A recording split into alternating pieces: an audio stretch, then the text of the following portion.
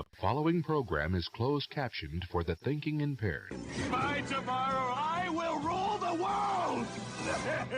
You think he's gone? He's not gone. That's the whole point. He's never gone. Is this some radical new therapy? You see? Well, I must have not been paying attention. That never stops being funny. What? He's never gone. I know. I always think of every single Oppression person. Right. I always think of every single person who hates my guts. Yeah. Yep, I got a new way. Drives me crazy. Right? Isn't that cool? Surprise. Oppression man. Welcome in, everyone. He is Please oppression share. man. Share, like, share. Wait, if Kelsey Shabilia thinks she's being bullied now.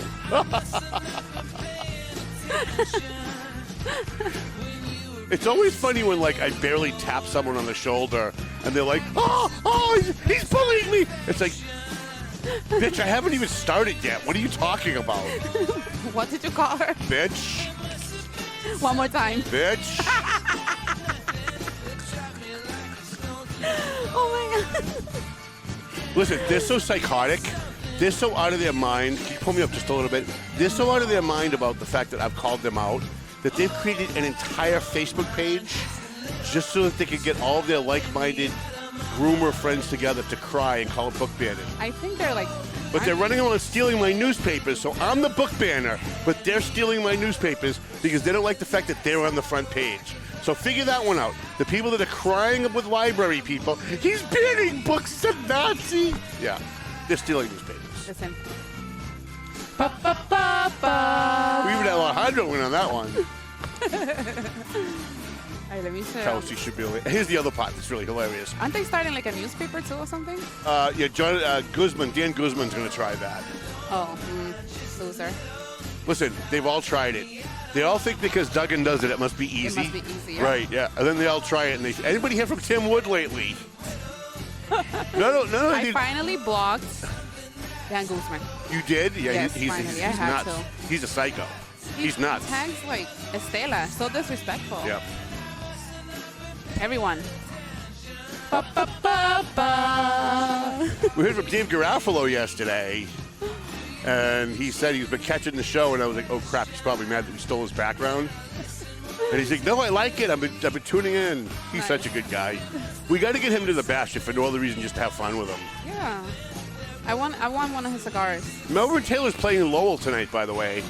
I wish I could remember off the top of my head where he's playing, but I'll try and look it up if you remind me during the show. I will. I'll remind you. But my head was out walking. Listen, you get a couple of drinks in me because I don't drink, right? Uh-huh. This is one of the reasons I don't drink. Because if you think I have no filter now, like people out there, I want you to be frightened for a minute. If you think I have no filter now, you should see me when I'm drinking. So I stopped drinking about 22 years ago. Really? Wow. I stopped drinking I can't drink. in 98 or 99. Wow. I can't drink. And by the way, that doesn't mean that I don't drink ever. Like there are times, like the night of the bash, Yeah. I start drinking at 4 in the afternoon, and at you 11 still take o'clock when it's medication over, that I'm day, still too? drinking. You Yeah. still wow, that's not safe, really, I think. And right? every once in a while, if I'm at like a sporting event or I'm at like a special occasion, people are always trying to buy me drinks because most people don't know I don't drink.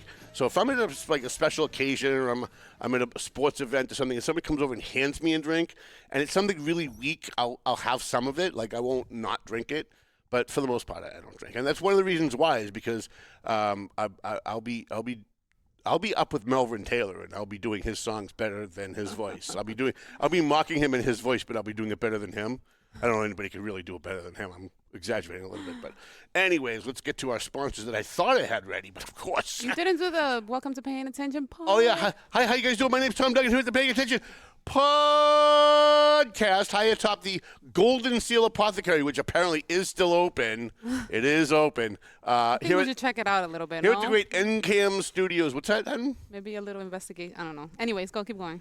Well, by the way, I do go down there at least once a week because they have good strawberry milkshake, strawberry fraps. Well, you know what Whichever one has ice cream in Medication it. is expensive. Yeah. So it's probably how they make most of the money. So I apologize. So we are in the NCAM Studios. I want to thank Brian Frazier and everybody here at the NCAM Studios. we're going to be doing a lot more with the NCAM studios. I don't know if they have cable access. I want to also thank Nilson Rosario, former candidate for city council in Lawrence, who asked me to be a guest on his show. Now, that doesn't happen a whole lot. I'm used to being the host, and I'm not used to being interviewed. So and I'm a talker, as you know.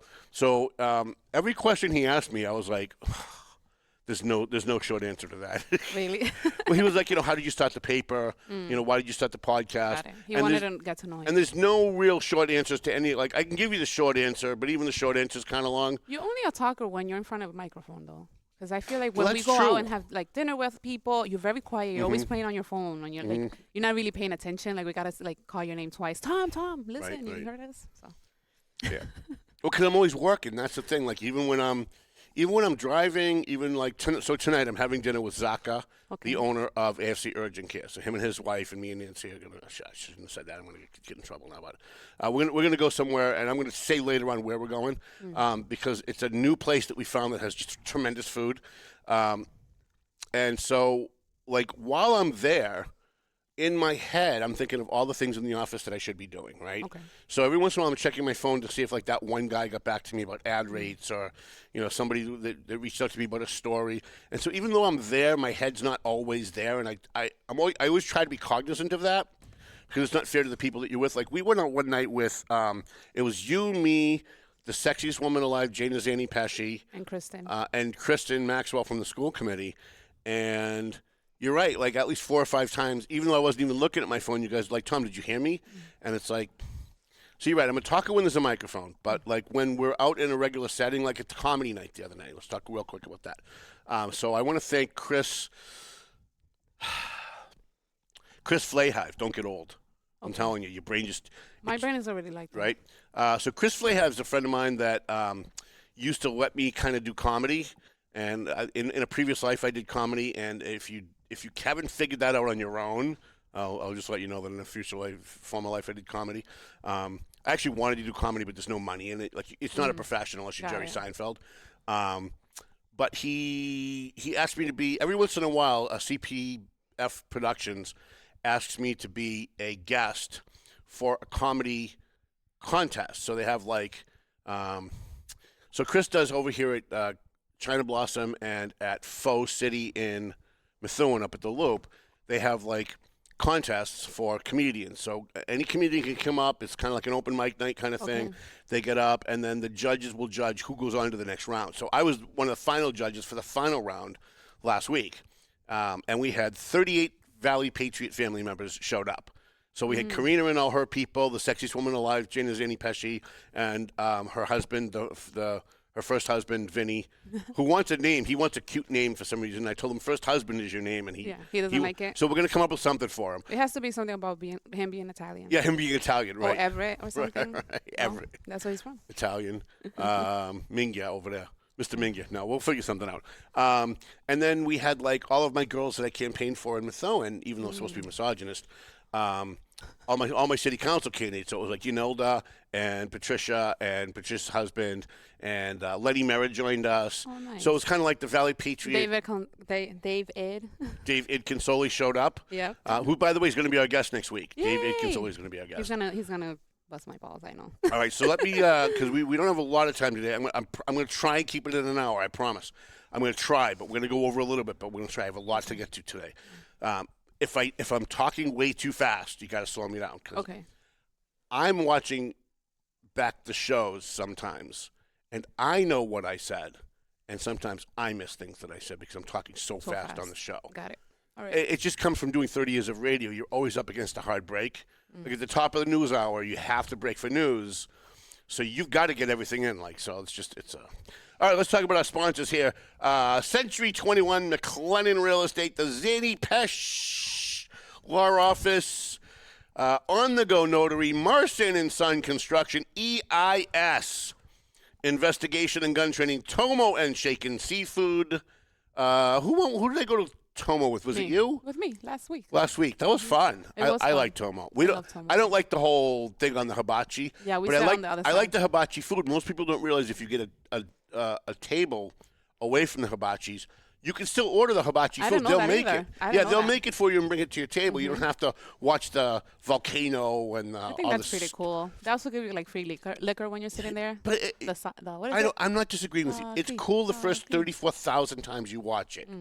When you get to my age, after a while, it just gets annoying. It's like you can't come up with a new routine. I've been watching this routine since I was 15, right? It's loud too on that side, so It is very loud. Yeah, and you can't have a kids like it. conversation because you're elbow to elbow with people. Listen, you know I hate people, right? It's like one of my big things. I fucking hate people. I just do. And people misunderstand when I say I hate people. When I say I hate people, and people today are so brainwashed that they hear I hate all people. I hate you, basically. Like they Right, hate it's themselves. you that I hate. I don't hate everybody else. No, what I don't like is I don't like the public. I don't like being out with people, with crowds of people I don't know, or sitting at a table with people I don't know. I don't like the general public. The general public sucks. They're rude. They're mean. They're nosy. I was at a restaurant with my friend Bob from New Hampshire.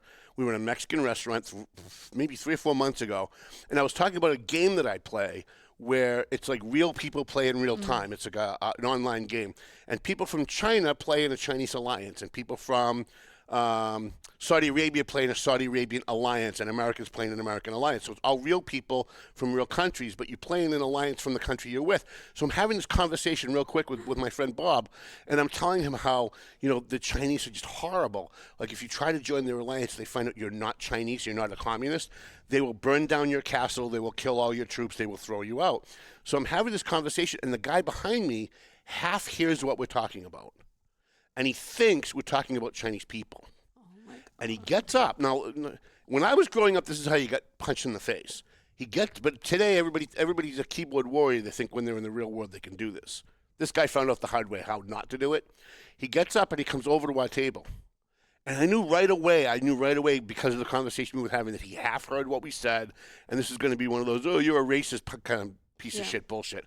So he starts like lambasting me while I'm trying to eat my food, having a conversation with my friend Bob about a video game, an online video game. And he's how I'm a racist and this and that, and how dare I? And he's got a sister-in-law who's Chinese, who's Asian, and on and on and on. And so I stood up, as hard as that is for me, because now I'm all of like almost 260 pounds. And all I have to do is lean into a punch, and that guy's going down. So I stood up, and I got into his face, and I said, sit the fuck down. Mind your own fucking business, or you're not going home tonight. Are you threatening me? Yes, I am. Sit the fuck down. You didn't explain to him, though, what was going on? No, it's not his business what we were talking about. True. You're right. And when I was growing up, honest to God, I've never thrown the first punch in my life. In my life, I've never thrown the first punch, right? I was always bullied when I was a kid. I was always very small. But if you were out and somebody interfered with another person's conversation and they weren't minding their own business, it was routine to see somebody just get cold cocked and knocked on the floor. And I'm the least violent person alive, but there's gonna come a day when someone's gonna get in my face, because everybody today thinks that it's okay to get in someone else's face. Did someone get in your face the other day too? During the election day? Oh yeah, John DeBico came over and got in my face. And let me tell you something. I'm twice that guy's size. It wouldn't even take me putting my full weight behind it. That guy. He's such a kiss ass. I see his comments on other people's posts. Yeah. And he thinks he knows everything. And he's telling people that Estela needs to go. And, he has no idea. I'm like, I so want to say, like, you're such a thief. Why are you even, saying This is a guy that can't keep a job, can't keep a wife, can't keep his family even talking to him, and he's telling other people what to do. Anyways, who else do we have? Clear Path for Veterans, New England. So I talked about Nelson Rosario. He had me on the show. And we talked about Clear Path. We talked about some of our friends. So I listed some of the people we talked about today, if you want to see what I said about you, Ryan DeZoglio and Jana Zani-Pesci and a few other people. AFC Urgent Care, Pleasant Valley Landscaping Contractors, Prime Insurance, the Doug Mercurio Law Office. Who did I leave out? We had to take her out, but I think she's coming back next week. Total Mortgage. Okay. And there's somebody else. I don't remember. Notary on the Go. Notary on the Go. That's right. So, all right. Let's take a look at what's on our. We have a lot of. We have a lot of things to get to post today. Yep.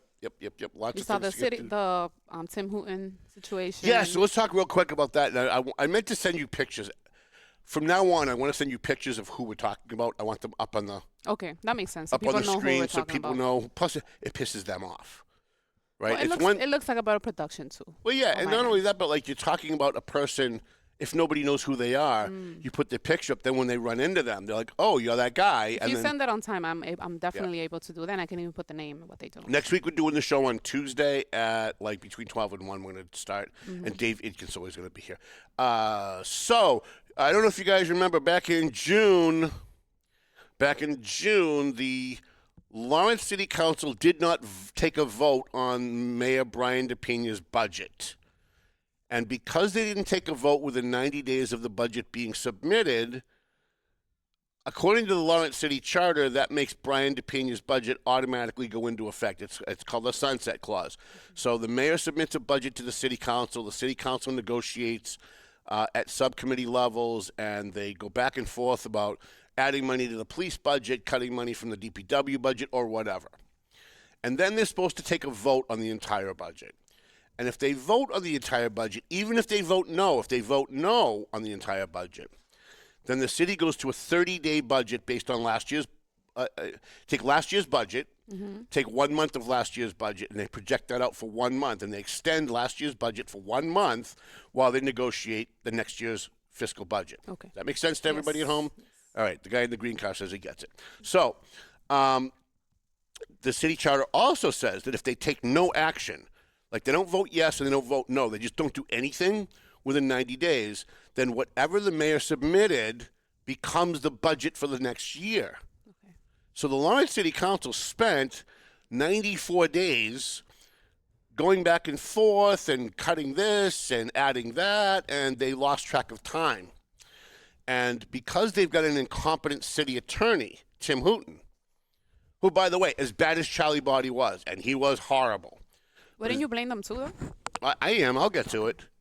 We're working up to it. Okay. But I don't blame them as much as they blame him. He's the lawyer. He's the expert. But he's the expert. He's the expert. So in the old days, like 15 years ago, 10 years ago, when Charlie Body was the city attorney in Lawrence, he would warn the council when they got close to the 90 days and go, listen, I don't know if you're keeping track of this, but if you don't pass this within the next 6 days, then the mayor's proposed budget, after all the changes you've made, the mayor's proposed budget's going to just end up being the budget, and none of your changes are going to – you have to take a vote one way or the other. Tim Hooton didn't do that because he's incompetent. And, well, maybe not. Maybe he's doing it on purpose. I don't want to assume his motive, okay? Maybe he's not incompetent. Maybe he's doing – maybe he just doesn't like the people that he works with, and he's doing it on purpose. Maybe they're rude to him. So I'm not gonna put aspersions on his motive. However, the fact is he didn't warn them, and because he didn't warn them, the mayor's budget went into effect. And when the mayor's budget went into effect, at the time, Fidelina Santiago was still on the city council. She's sitting in prison right now, rightfully so, which nobody in the city council will still talk about, even though it's been on the front page of the paper twice. I know it's crazy, right? They have pictures with her and everything. Yeah, promoting her after she got convicted. And she's on this letter too. Right? Oh, and she is on this letter, absolutely. So, the Lawrence City Council, up until the time Fidelina went to prison, broke down 5 against the mayor, 4 in favor of the mayor. There's 9 city councilors. So the 4 members that are with the mayor wrote a letter. I'll agree with him. Signed a letter saying, basically this is what's going to happen with the budget. The 5 members that are against the mayor, through Giovanni Rodriguez, who's the council president, who's one of them, responded to their letter with their own letter. But when they responded to the first letter, under the law, you can't have a quorum of the city council, a majority of the city council, that's 5. You can't have them deliberate about any city business without having a public meeting. So Giovanni Rodriguez released a letter with quotes from 5 members and signed by 5 members, including himself, so 5 in total, him and 4 others, responding to the first letter. So now instead of having a meeting where the pro-mayor city councilors are arguing with the anti-mayor city councilors, they're now doing it in writing. They're now just sending letters out to the public. They're releasing letters. So I came on this show, and I told you in June that the letter that Giovanni Rodriguez sent out as president of the city council was a violation of the open meeting law. The state is very clear that a majority of an elected board must do all deliberations in public. I talked about it on the show. I filed a complaint with the Attorney General's office. It's big stuff. It's not like public records. Like this doesn't go to the Secretary of State. It goes to the Attorney General's office, and criminal charges can be brought at some point, which is coming soon. City Attorney Tim Hooton. So here's how the process works. I file a complaint with the state, but I have to first file it with the city clerk. City clerk gives the complaint to the city council. They're supposed to address it in public. And I'm going to bring the clip in next week. The city attorney gets up at the meeting to talk about my case, refuses to say my name. That's how much this guy hates me, which I love. I love when they hate me so much they can't even say my name out loud. That's fucking awesome. So he gets up and he tells the city council, the person who filed the complaint, meaning me, the Valley Patriot, doesn't know what we're talking about. That no violation occurred. That's what he said, no violation occurred. And we do not concede that a violation occurred. However, in case a violation did occur, even though it didn't, but in case a violation did occur, if you just read the letter out loud in a public meeting, that will satisfy the state's state's open meeting law. I came on this show, I played the clip, and I told you he was lying to you. Again, he's either lying or he's incompetent, but there's only one of those two. Attorneys are not incompetent. Some of them are. I know some attorneys that can't tie their own shoes. It's very easy to become an attorney these days. Honest to God, it is. Like, you don't even need a law degree. Why, because Kim Kardashian became one? Right. And that's in California, right? Yeah, that's in California. Long story short, he gets up. The city council believes him and not me. I told every single one of them, all of them, including Fidelina.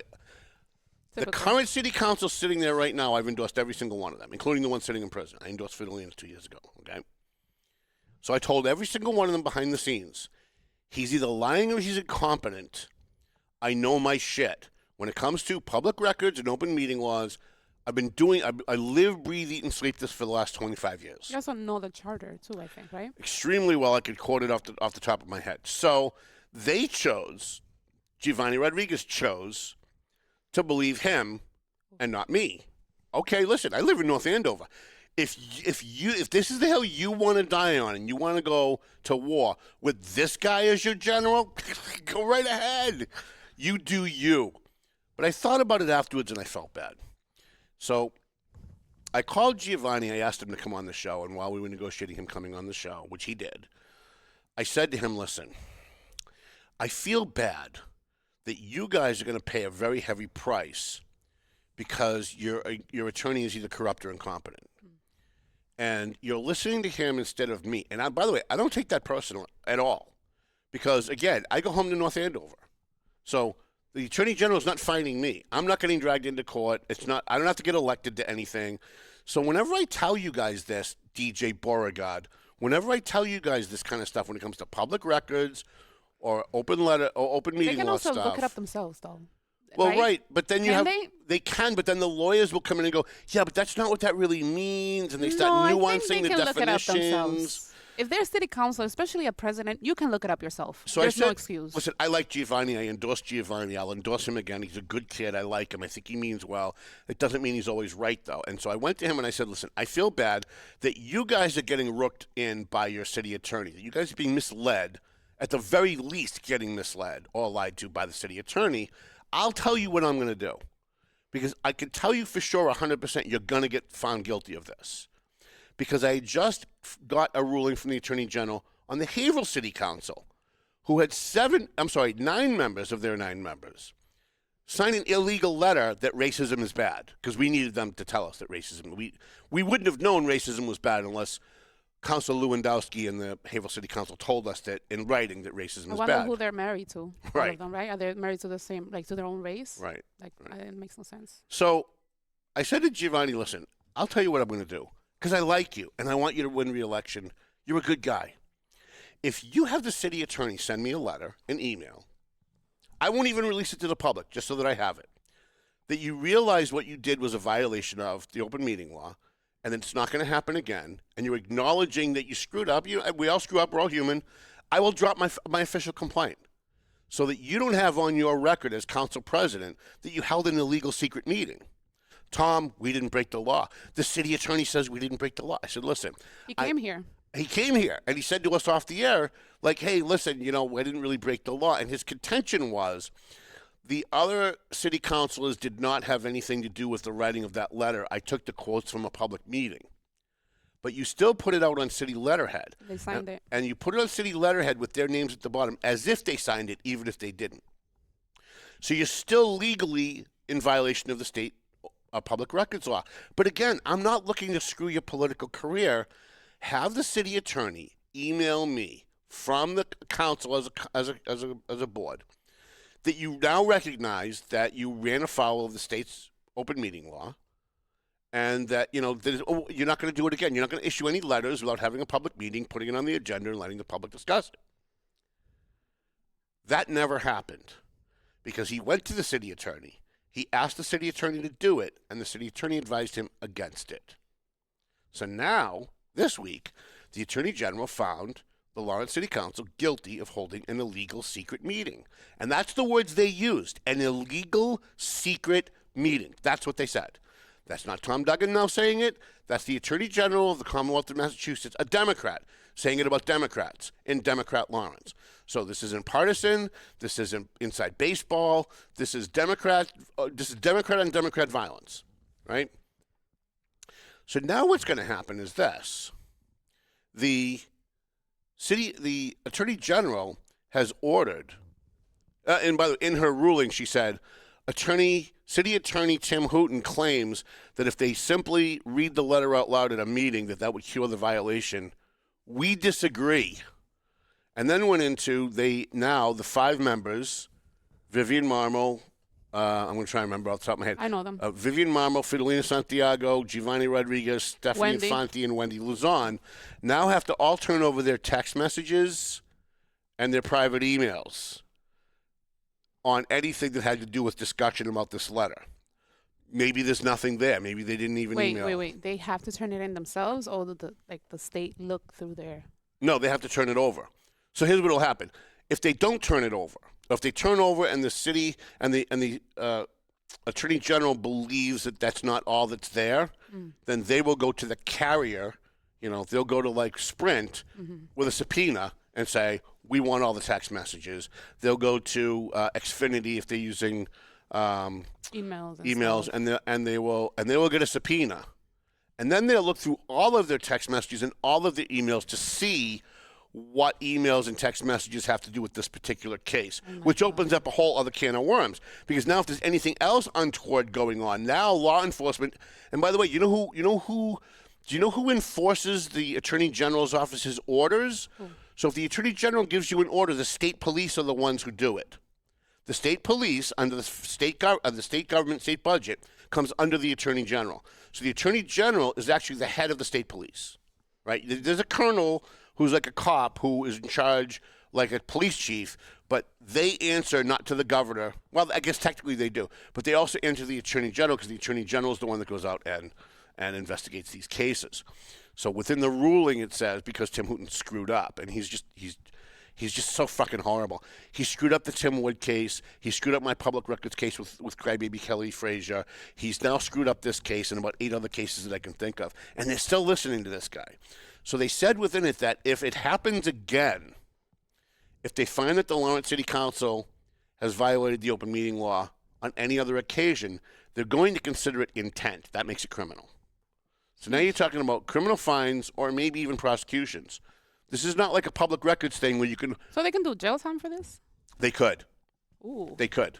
Yeah, so you can look it up yourself, too. Right. You want to keep yourself from going to jail and getting in trouble. So here's the thing. When Tom Duggan, who's been doing this a long time and doesn't live in Lawrence, has no dog in this fight, comes to you and says, DJ Beauregard, that if this is the hill you want to die on, this will be the hill that you die on, you should probably listen.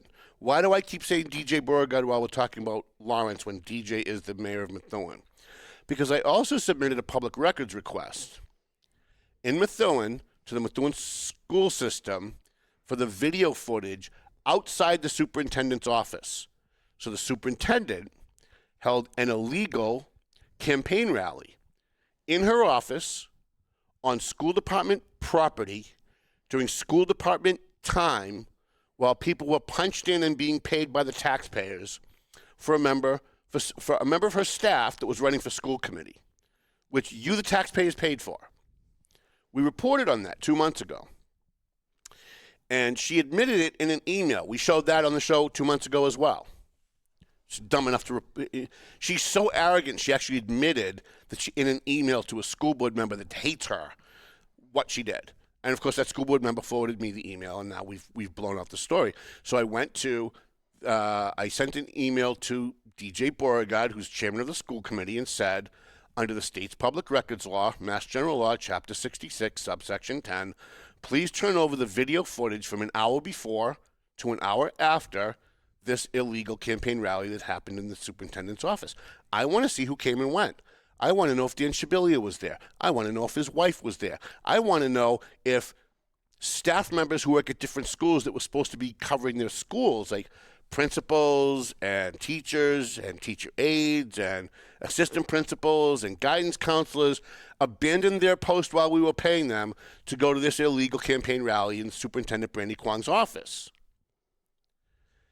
The video footage, the video is set up outside her office in the what's called the common areas of the hallway, in the front and in the back. It is in no way a violation of anyone's privacy to get copies of those videos. And yet, the school system, under the assistant superintendent, I can't remember her first name, but her last name is Bozak. Crystal Bozak? I'll get the first name wrong. I'm old now. Had the fucking nerve to send me, Tom Duggan, not some schmo off the street that doesn't know what he's doing, an email responding to my public records request claiming it would be a violation of privacy to release these emails. This is not a school with children. This is not inside the office where you can see the paperwork on their desk with kids' names on it.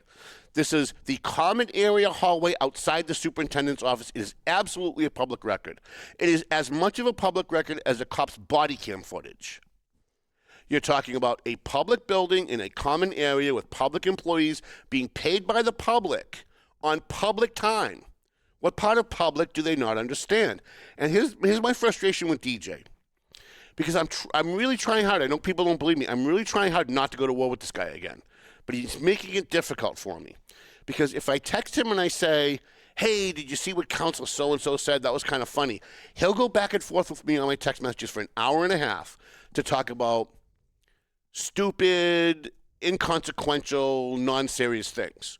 We'll go back and forth about election stuff and what people said and what we thought was funny at the microphone. But the minute I text him and I say, hey, not for anything, Mayor, but when you became Mayor, in writing, you promised me that if I asked for public documents, you would make sure I got it. I even wrote an editorial attacking Lawrence, using you, DJ Beauregard, as the standard example of how to do things when it came to public records.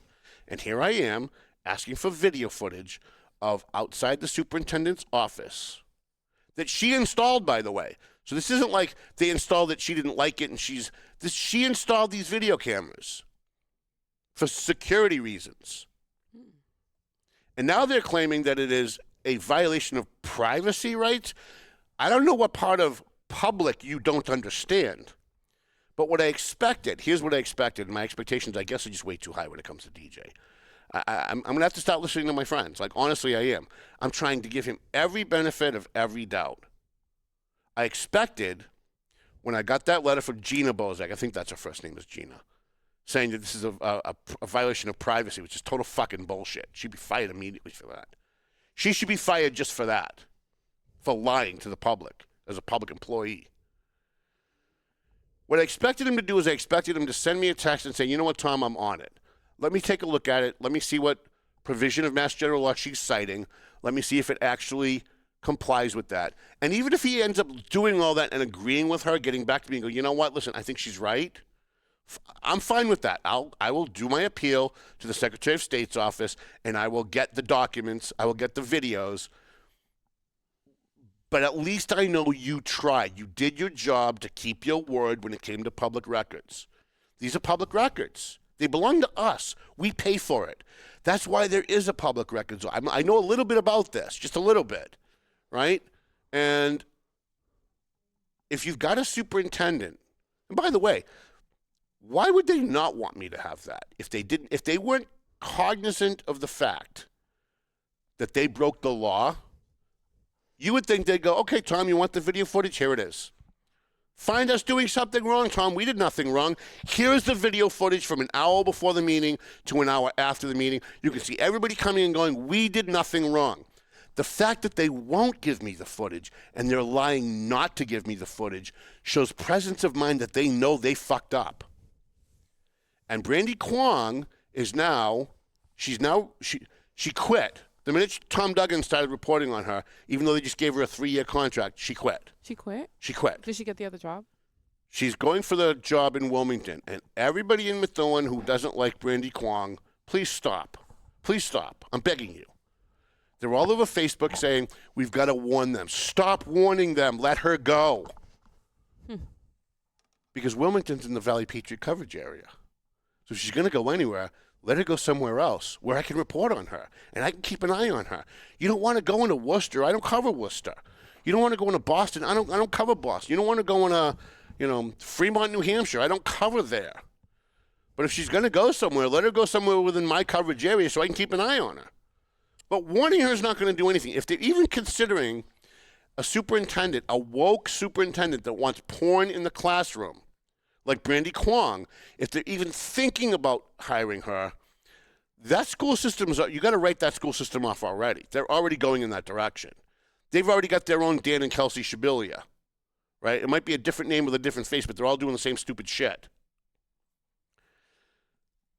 So there you have it. You've got the Lawrence City Council violating the open meeting law, and I feel very bad for Giovanni because had they just sent me an email, I would have officially withdrawn my complaint on the open meeting law with the Attorney General. There's 3 other complaints already been filed against the Lawrence City Council. One just went in yesterday or the day before by Jonathan Guzman because of the way they were interviewing candidates for the school committee. They were doing it in secret. What? And again, so Tim Hooton gets up at a public meeting. This guy's so fucking incompetent. And honestly, I hope they never fire him. I honestly hope they never. This guy, every time he opens his mouth, he creates stories for the Valley Patriot. Every time he does something, we get to write about it, right? And my advertisers love all this shit. They love it. I get calls all the time from them. I'm getting hate mail that you're a Nazi. Keep up the good work. Honestly, the guy from calls from Debo. right. The guy from E-Keys for Cars is like, I was going to cancel my advertising like 4 years ago, but I keep getting hate mail, and now I want you to keep going. I forgot where I was going with this. Oh, so every time he opens his mouth, so he gets up and he tells the city council that because it's a subcommittee, and by the way, a subcommittee is a subcommittee. That's what he said. And by the way, this is the quote, and by the way, a subcommittee is a subcommittee. This is how fucking stupid this guy is. He tells the city council that because they're a subcommittee, that they can operate in secret when interviewing candidates for the Lawrence School Committee. This is what he tells them. Now, even if I knew nothing about the charter or public records, even if I knew nothing about the open meeting law, a quick Google search would show you that the guy's just wrong. Okay, let's forget the motive. He's just wrong. Mm-hmm. He's wrong about everything he's telling them.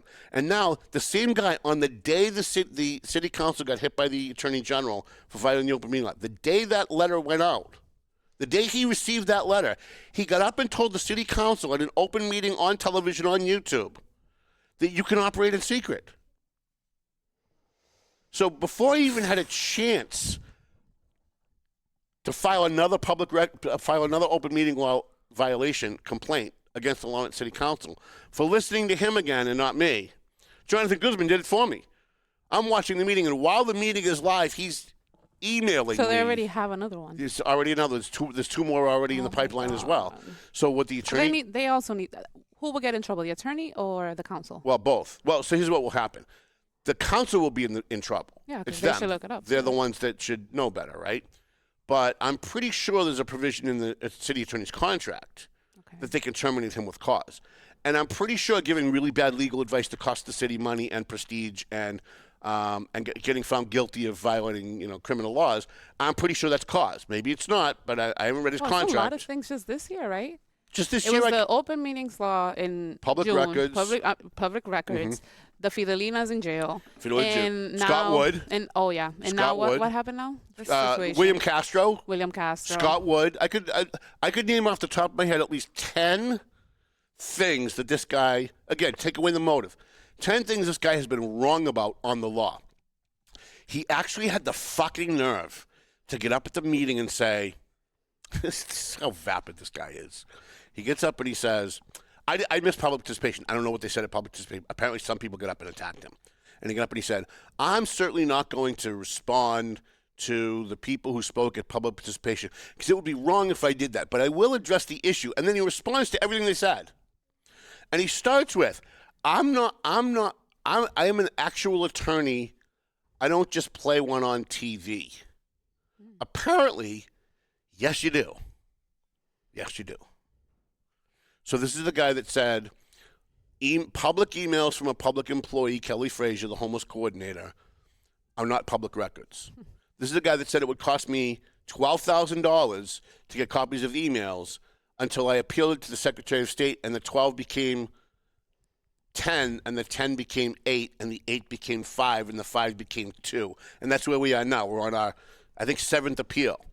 And I said at the very beginning, last December, we're on month 11 now. I said last December that when all this is over, it's going to cost me about $120. And can we just skip all the fucking bullshit and just charge me the $120, and that's what I'll give you. I have a question. Sure. Whatever happened with Giovanni Rodriguez, he mentioned that he was going to pass some kind of something to, make it free for everyone. So I've drafted that out. Okay. I did it during the election, but I didn't want it to be an election issue. I knew Giovanni was going to win. He was going to be fine. I knew Anna Levy was going to be fine. All my candidates won, so I knew they were going to be fine, but I didn't want to look like I was putting my finger on the scale, like I was creating an issue to help them get elected. So when I take off my reporter hat and I put on my private person hat, I'm supporting certain candidates. But when I have my reporter hat on, I've got to be neutral. Yeah. Because there are other people running that deserve to be treated fairly. And I'm not the Eagle Tribune. I don't want to put my finger on the scale. So I did draft a city ordinance. I, by the way, also drafted one from Methuen. I believe either Councilor Valley or Councilor Santos are going to be proposing that in January, that public records will cost nothing. And there should be a city ordinance in Lawrence, and there should be a city ordinance in Methuen and North Andover and everywhere else. There should be a town or city ordinance that says public records cost nothing. Why? Because we already paid for them with our tax money. And if you are going to charge people, so Kristen Maxwell asked for a bunch of stuff from the Methuen school system. And even though she's a school committee member, they won't give it to her. She's a school committee member, and they won't give her the documents. So she had to file a public records request, and they're trying to charge her $6,000 for what she's looking for. She's looking for emails between school board members and the superintendent. And they're saying it's going to cost $6,000 to go through every email and redact personal information. Why would there be personal information? Why would there be dates of birth or social security numbers in emails between Dan Shabilia and the superintendent? There is actually no legal reason to go through them and redact them. They're public records between a public city official and a public appointed official or superintendent. And there shouldn't be anything worth redacting, but they're trying to charge you $6,000.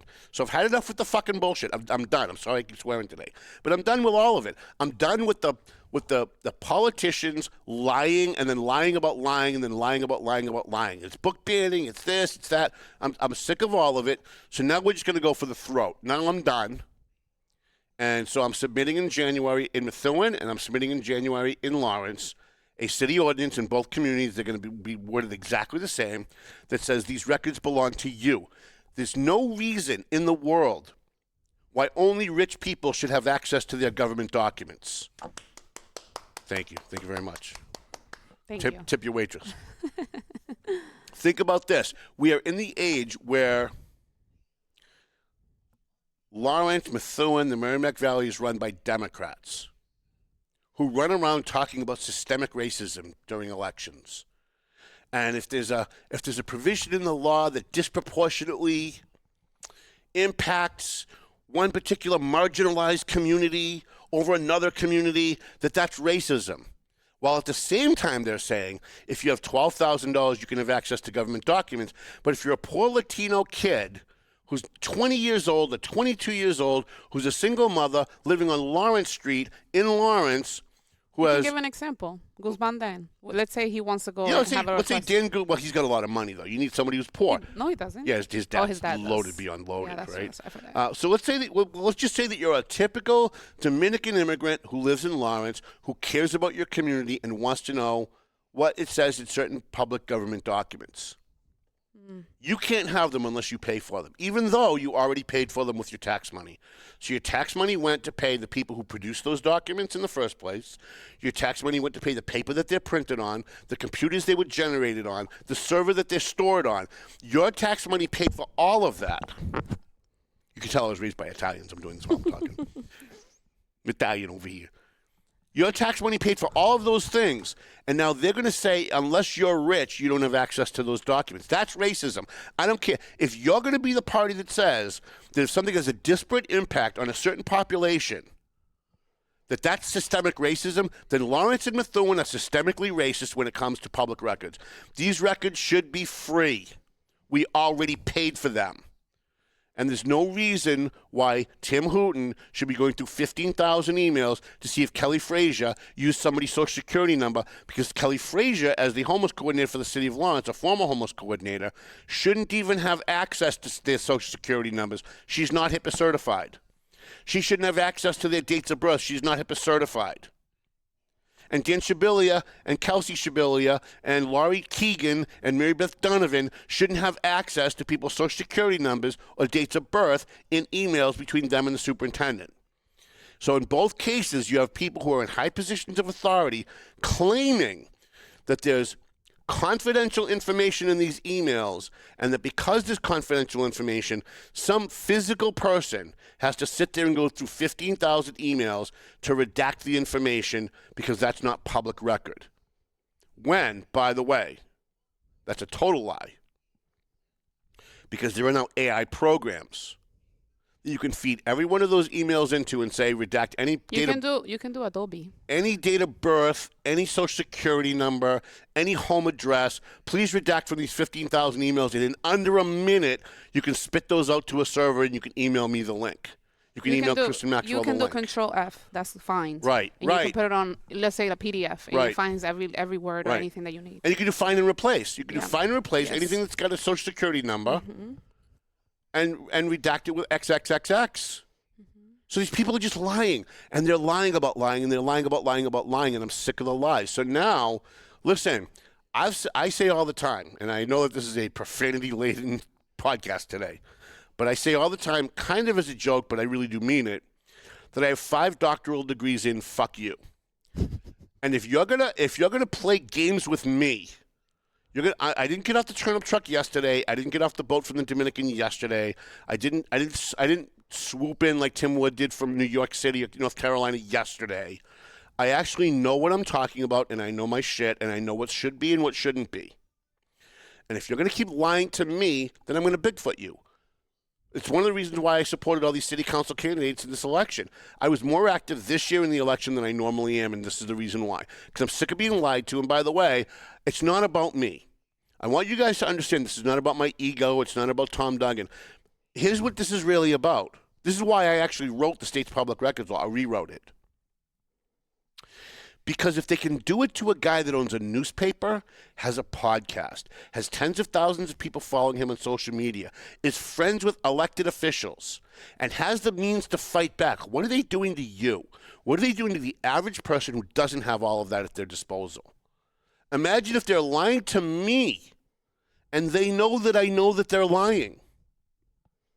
Imagine what they're doing to the average person named Juan Rodriguez, who lives on Tenney Street in Methuen or Tenney Street in Lawrence. That's why I'm doing this. Because honestly, I make no more money or less money whether I get these documents or not. It's more fun to have the documents. I can write the story. It's stuff we can talk about. But this is how you hold government officials accountable for what they do. All right. A couple of other things. We have 9 things. We're going to get to a few of them. In the city of Lawrence, let's go back to Lawrence for a minute. So the city council this week, really disappointed. Really disappointed. I'm not surprised.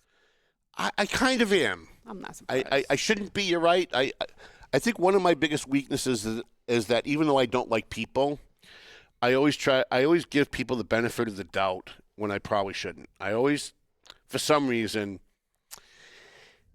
think more of people than I should. And so I'm trying hard not to be at war with the police chief in Lawrence. I don't know that it's going to end up that way. I'm trying, though, because I've been a big fan of his for a long time. And the Cuddy thing, really, I think that made it a little bit more difficult, but I'm willing to get past that. I am willing to get past that, but this whole homeless thing is going to be a problem. So the police chief in Lawrence wrote an ordinance, which you would think he'd be too busy to do. Like, you would think with all the drugs and the violence and the crime in Lawrence, you would think with the Sinaloa drug cartel controlling the entire city, that maybe he'd be a little too busy to do this, but apparently this becomes another distraction. So he wrote an ordinance that is a no-tent ordinance, which means if you're a homeless person and you pitch a tent somewhere on any kind of city or public property in the city of Lawrence, they can come in and they can take down your tent and they can move you along or arrest you on certain circumstances. Now, I did read most of the provisions in the tent ordinance, and here's what I'm going to say about this, because I'm a come-to-the-middle kind of guy, even though that's not my reputation. I am willing to negotiate. I am willing to look at the other side. I do understand where he's coming from. Listen, I'm a right-wing lunatic. He laughed when I said that when I met with him. He laughed when I said that. He goes, yeah, you think? I'm a right-wing lunatic. And I get where he's coming from because 10 years ago, that's where I was in my head. His position is this. We've had enough of the bullshit in Lawrence with the homeless. And he gave some statistics. I'm going to give him the benefit of the doubt that these stats are actually correct. But about a year ago when I covered this, and he was on the front page of my paper before he was chief, he said at a public meeting, and I'm going to get the exact number wrong, but I'm going to be close. He said the vast majority of the crime, somewhere in the neighborhood of 60% of the crime that happens in Lawrence, is done by homeless people. I believe that number, or at least close to that number. It seems right from what we know. He also said, though, and this is the part that jarred me, because the minute he said it, I realized he was right and couldn't believe I'd never thought of it. He also said that about 60% of the victims of crime in Lawrence are also homeless. Okay. So they're the perpetrators of the crime, but they're also doing it to one another. Right. They're the victims of the crime. And sometimes it's a guy's panhandling outside 7-Eleven and somebody punched him in the face, right? Sometimes it's they're going to buy drugs and they get knifed and they get their money stolen. Sometimes it's or they're doing it to one another. Right, or they're doing it to one another, right? So I get that if you look at that metric of more than 50%, I think he said it was around 60-something% of the crime is not only being perpetrated by homeless people, but is also those are the victims of the crime. That he needs to focus on that subpopulation of Lawrence because that's what's causing all the problems. And we know, by the way, I have 2 degrees in criminal justice. We know from every study that's ever been done in any community, just randomly pick one, Baltimore, Dallas, Chicago, New York, North Andover, wherever it is, that if you break down the statistics by perpetrator, that it's the same 10% of people committing 90% of the crime. Does that make sense? Yeah. So we've got a guy that we service at TMF. He's always getting arrested, and he's got a drug problem, and he's not a bad guy, but he's got a temper, and so he's been in a little bit of trouble because of violence. That guy, I was talking to him a couple of weeks ago at TMF. He was telling me he's been arrested 22 times. Imagine what that does to your crime stats. If you've got one guy getting arrested 22 times, that drives your crime stats through the friggin' roof because you have the same 10% of the people in your population or 5% of the people in your population causing 80 or 90% of the crimes. So if you can move those people along and get them out of your community, wow, your crime numbers start to drop, don't they? Things start to look better, don't they? So why am I saying all this? I'm saying all this because Chief Aguilar is not wrong about most of what he's saying. I just think that the solution is wrong. I think they're taking the approach of like Andover, North Andover, Right. maybe. That's what I'm guessing. Right. Well, because they're the ones with, they get pointed at so much from other communities that they're crime and they're not safe and they're not this and not that. But then they have the homeless community that come from those communities. I think is an issue. You know what I mean? Like what Andover does the same thing. Right. Do you see any homeless in Andover and Nope. sleeping anywhere? They're Nope. not allowed to because they'll take them out too. Right. They just want them to be in Lawrence. So I get it. There's two things that he says that drives me nuts. And the big one is they come for the services. He said this when Mike Gorman and I met with him in the mayor's office in July. And he said if he had his way, TMF wouldn't exist anymore, and neither would any of these other social services because these homeless people come for the services. He's not just wrong, he's lying. Okay? He's not just wrong. He's not just misguided. He's the police chief. He knows better. He knows that they don't come for the services. There's nobody coming here from Boston for a sandwich and a pack of hand warmers. There's nobody coming here from Worcester for some soup from Cor Unum and some macaroni and cheese. There's nobody coming for that. Not one person is coming to Lawrence for that. They come for the fucking drugs. They come for the drugs, and you can't say it out loud, Chief. And I know, and again, I'm trying to give you the benefit of every doubt here, but on this one I can't. On this one I got to call you out. They come for the drugs, and you can't say it out loud because that makes it your problem. That makes you responsible. The homeless, and I can tell you, in 7 years of working with the homeless, 8 years ago I was where he was in his head. 8 years ago I was like, you know what, put your boot in their eye and just move them along.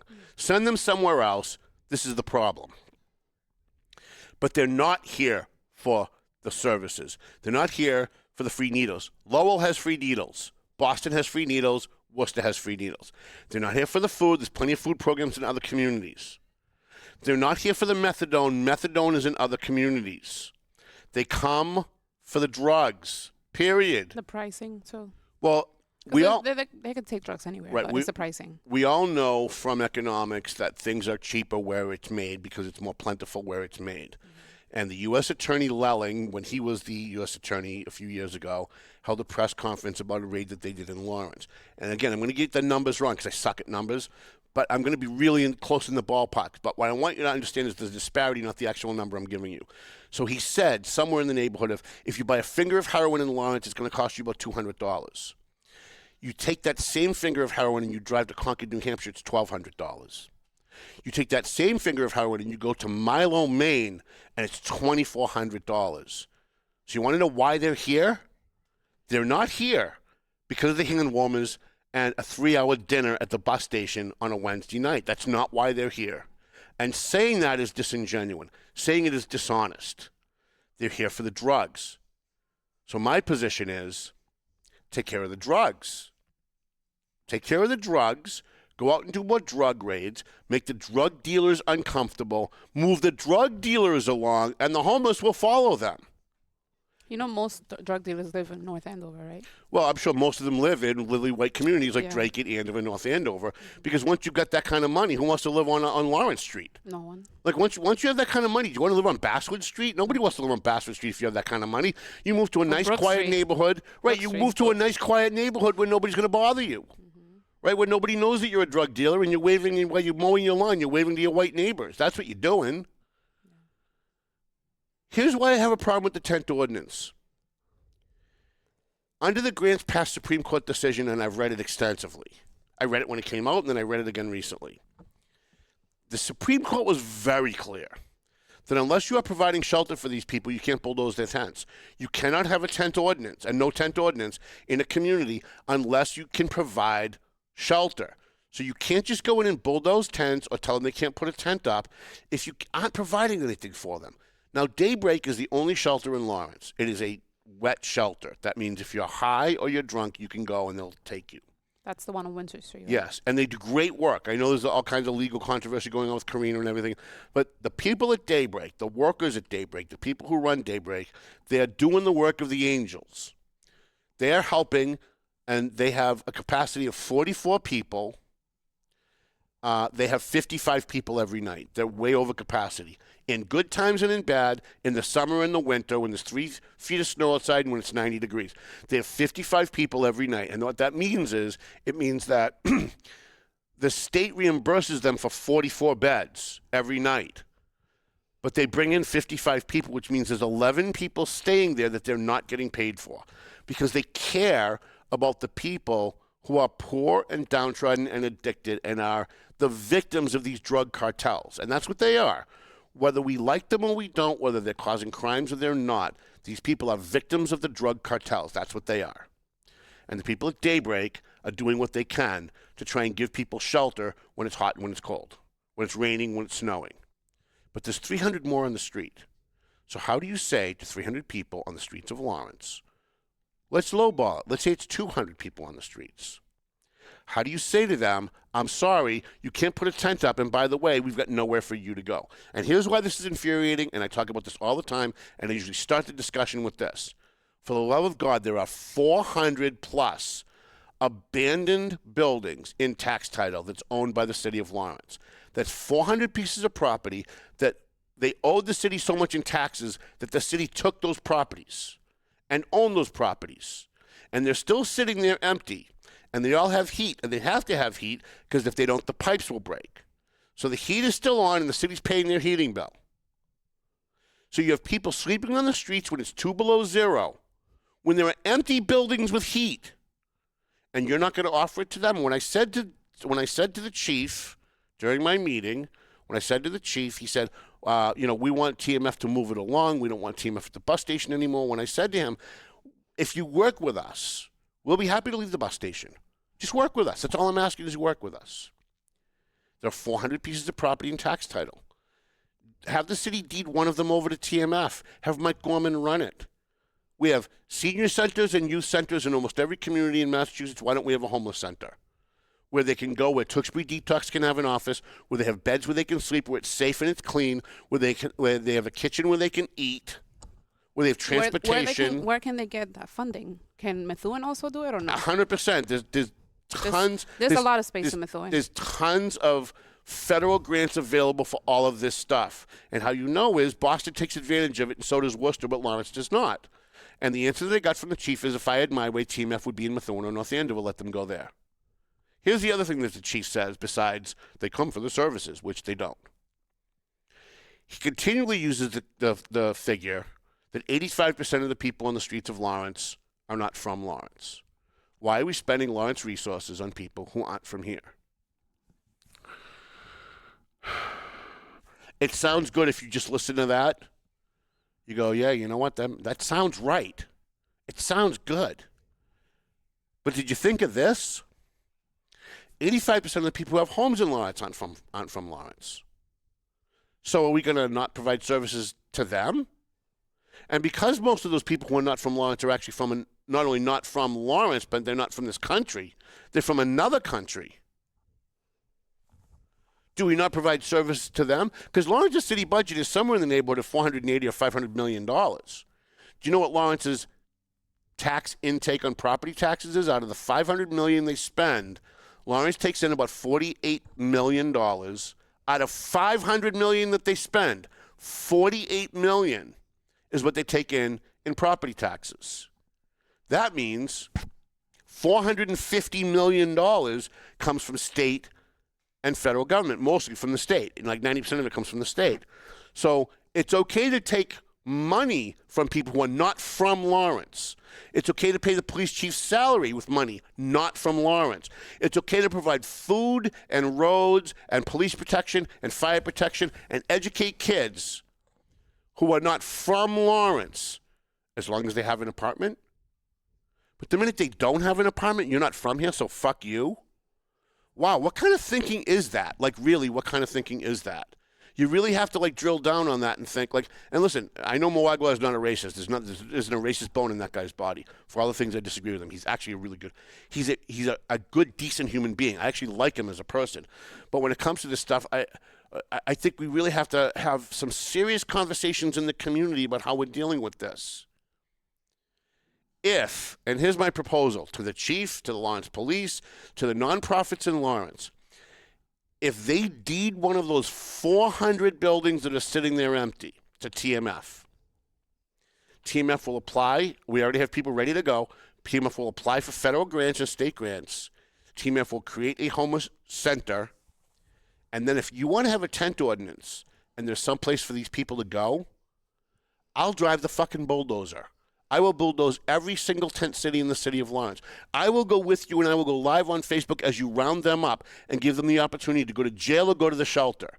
I agree 100% with the chief that there's at least 30% of the people who are on the streets who are homeless who will not accept services, who don't want help. I 100% agree with him.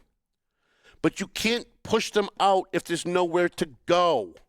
And so this is my frustration with the Lawrence City Council, especially Wendy Luzon, who I did not oppose in this election. I did not endorse her opponent. I purposely stayed out of it because I knew she was in trouble and she's a friend. And I don't like what she's done as a city council, but I didn't want to hurt her either because she's a friend. So I totally stayed out of it. But Wendy Luzon, of all people, in District B, where most of the homeless people live, voted for this ordinance and never once asked. She likes to ask a lot of questions about Brian DePena. Is his wheel enough inches away from the curb, and is he driving the right kind of car? Did he take a 31-minute lunch? Right, yeah, 31 minutes and 14 seconds, and we timed it. So she could ask all those questions, but she never asked the chief where they're going to go.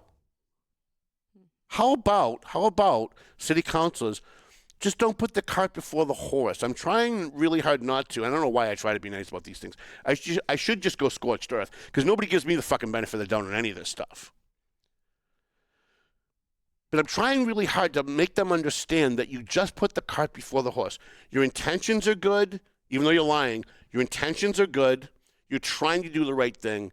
You're looking for a positive result for your community. I admire all of that. I agree with all of that. But first, provide the shelter. Then create a tent ordinance. And Tom Duggan and TMF will get up there and we will support it.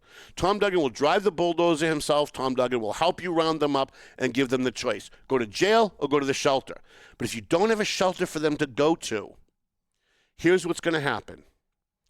What's today's date? 21st. The 21st of November, 2025. Remember when I told you this? How many minutes into the show are we? 1 hour, 6 minutes. We are 1 hour and 6 minutes into the show. I don't think I shared this on my page either. God damn it. Remember when I told you this first? People who don't have tents to live in, when the temperature gets under freezing, will die. It's that simple. They're going to die. So I had some people come on my page when I said that on Facebook. And they said, oh, well, how warm can they be in a tent? Very warm, because we give out sternos. And those sternos can keep the inside of a tent very toasty for 20... Plus the wind. Plus the wind, right?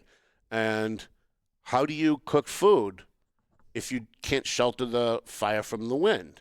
So what are they going to do? They're going to be making fires outside on the banks of the Merrimack River. And how is that going to turn out?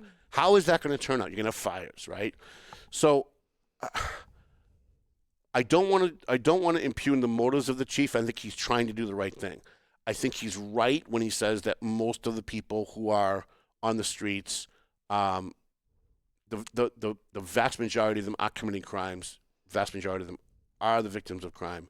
And there's a large portion of them that don't want the help. It's kind of hard to say on one hand that they come for the services and then say most of them don't want help. Because they don't want help, then why are they here for the services, right? So just about all the things that are being used to emotionally manipulate city councilors to vote for what he wanted them to vote for was just not accurate. It just wasn't right. And I think if the city council, I think if Wendy Luzon, who I do like tremendously as a human being, had called TMF, call me on the phone. There's stuff on my shirt. Call me on the phone and say, Tom, can you sit me down with Mike Gorman and carry over at House of Mercy? Can we find a way to work this out? Can we find a way to protect the people who are law-abiding citizens in Lawrence who aren't committing crimes and stop them from being taken advantage of and being robbed or having their car stolen? Or you know, when I was homeless twice. Intern girl. I don't know if you knew that. I know, you told me. I remember where you used to live. I used to work there. Oh, yeah. 8 years. So I was homeless twice.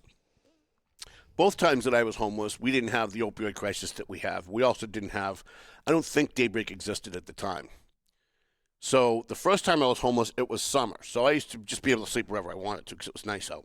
Second time I was homeless, it was the middle of winter. So I used to break into homes on Berkeley Street, 85 Berkeley Street, 185 Berkeley Street, right across from the Berkeley Retirement Home. I used to break into the homes because most people don't lock their basement windows. Most people don't check their basement windows. It's just not something most people think about. So I would go from house to house and push on the window. When I found one that was open, I would climb into someone's basement and sleep in their boiler room because it's the warmest room in anyone's basement. Is that what you want homeless people to do? You pass this no tent ordinance without giving them some place to go. That's what's going to happen. And by the way, I wasn't addicted to drugs. I was homeless because I had a financial situation. Most of these people are addicted to drugs. So while they're in people's basements, you don't think they're going to be cooking meth with their spoons? You don't think they're going to be cooking heroin with their spoons?